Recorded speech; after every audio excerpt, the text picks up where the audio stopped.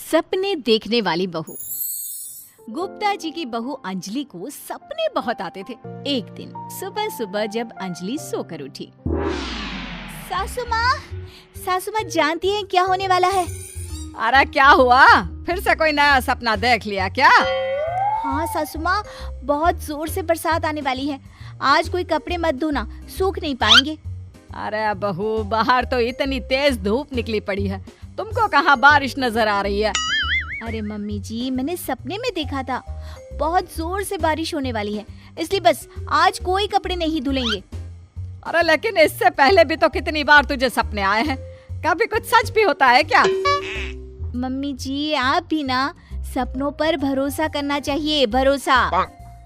अंजलि की सास उसकी कोई बात नहीं मानती, लेकिन उस दिन वाकई में शाम होते होते घने बादल आ जाते हैं और जोर से मूसलाधार बारिश होने लगती है। अंजलि, आज तो तुम्हारा सपना सच हो गया। बहू, आज तो तुमने सपने में बारिश देखी थी ना, और देखो सच में बारिश हो गई। लगता है अगली बार से हमें तुम्हारी बात माननी पड़ेगी। पापा जी, मैं तो हर बार ही मम्मी जी से कहती हूँ, मेरे सपने सच हो जाते हैं, बस भरोसा रखिए। कुछ दिनों के बाद, अजी सुनते हैं, मुझे ना सपना आया था और सपने में मैंने देखा कि आपकी पूरी 1 करोड़ की लॉटरी लगी है। अरे कभी कभी सपना सच होना सही बात है, लेकिन हमेशा ऐसा नहीं होता अंजलि। और वैसे भी लॉटरी लगने ही वाली है तो अच्छी बात है ना। मैं तो कहती हूँ, हम वो बड़ा सा घर खरीदने वाले थे ना, आज ही चलकर उसको फाइनल कराते हैं। अरे वाह वाह, हाथ में पैसा नहीं और बड़ा घर खरीदना है।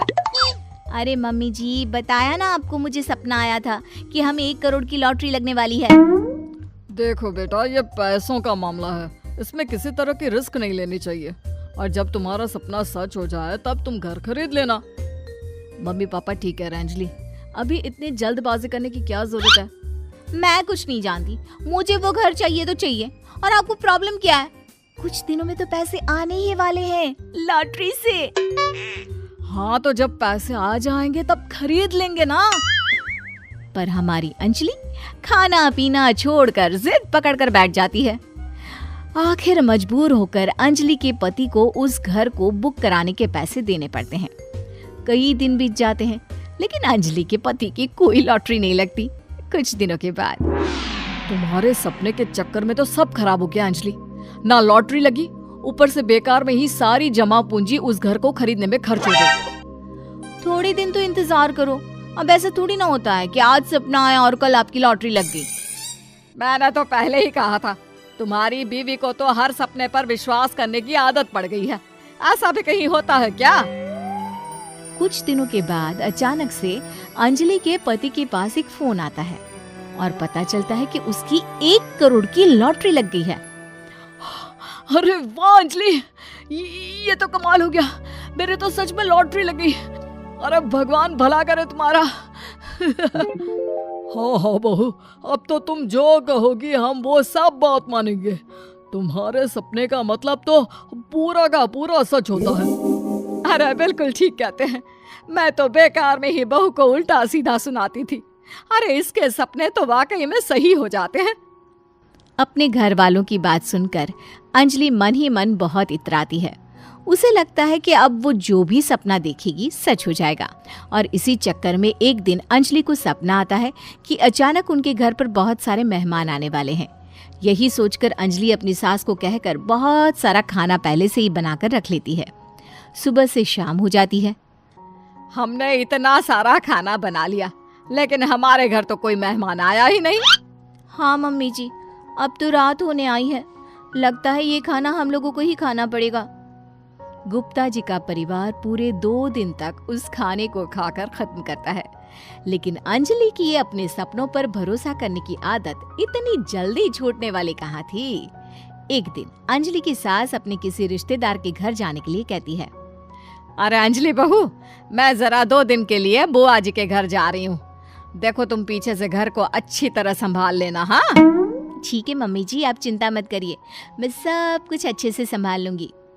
बहू, वैसे तो तुम सब कुछ बहुत अच्छे से ही करती हो, लेकिन देखो ये जरा ना सपनों पर भरोसा थोड़ा कम किया करो बेटा। क्या मम्मी जी, मेरे इतने सारे सपने तो सच हो जाते हैं, उसके बाद भी आपको शक ही रहता है हमेशा। अरे बेटा, कभी कभार की बात अलग है, लेकिन हमेशा इन बातों पर भरोसा करना बहुत बड़ा नुकसान भी करवा सकता है। तुम्हें इस बात को समझना चाहिए। ठीक है मम्मी जी, समझ गई। अब आप आराम से जाइए, मैं सब कुछ बहुत अच्छे से कर लूंगी। अंजलि की सास बुआ जी के घर चली जाती है। उसके जाने के बाद अंजलि एक दिन सुबह सोकर उठती है और जोर जोर से रोने लगती है। अरे क्या हुआ अंजलि, तुम रो क्यों रही हो? बहू सब ठीक तो है ना? क्या कोई बुरा सपना देखा? अरे पापा जी क्या बताओ, मम्मी जी नहीं रही, वो हम सबको छोड़कर चली गई।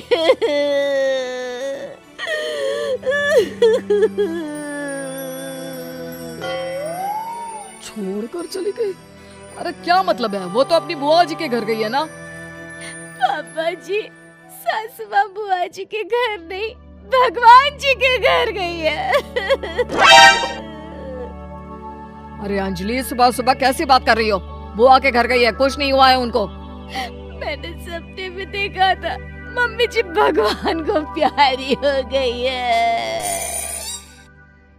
अंजलि का पति उसे समझाने की कोशिश करता है, लेकिन अंजलि के बार बार कहने पर वो भी इस बात पर भरोसा कर लेता है कि अब उसकी माँ दुनिया में नहीं रही।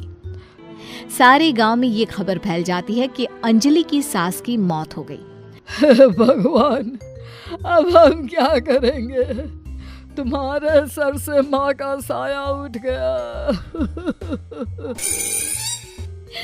मैं तो कहती हूँ पापा जी, इनको बुआ जी के घर जाकर मम्मी जी की डेड बॉडी को ले आना चाहिए, तब तक हम उनकी अंतिम यात्रा की तैयारी करते हैं। अंजलि का पति अंजलि की बात सुनकर बुआ जी के घर के लिए रवाना हो जाता है। उधर अंजलि अपनी सास के अंतिम संस्कार की सारी तैयारियां कर लेती है। मोहल्ले के सारे लोग वहां पर आकर इकट्ठा हो जाते हैं। बहुत बुरा हुआ, मेरी सास मुझे बहुत प्यार करती थी, बुआ जी के घर गई थी। अरे हमको क्या पता था कि भगवान जी के घर जा रही है। अंजलि ने अपनी सास की तस्वीर पर हार पहनाकर घर के बीचों बीच रख दिया। सब लोग आकर गुप्ता परिवार को सांत्वना दे रहे थे।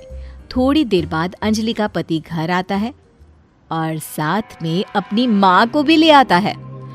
अरे बहू, मेरी तस्वीर पर हार क्यों चढ़ा रखा है? सब लोग अंजलि की सास को देखकर डर जाते हैं। अरे आप लोगों को डरने की कोई जरूरत नहीं है, मेरी माँ जिंदा है। ये तो मेरी बीवी के सपने के चक्कर में हम लोगों ने अपनी माँ को मरा हुआ समझ लिया। बहू, सपने देखना ठीक है, पर अपनी जिंदा सास का अंतिम संस्कार करना बहुत बड़ी गलती। उसके बाद अंजलि की अपने सपनों पर आंख मूंद कर भरोसा करने की आदत हमेशा के लिए सुधर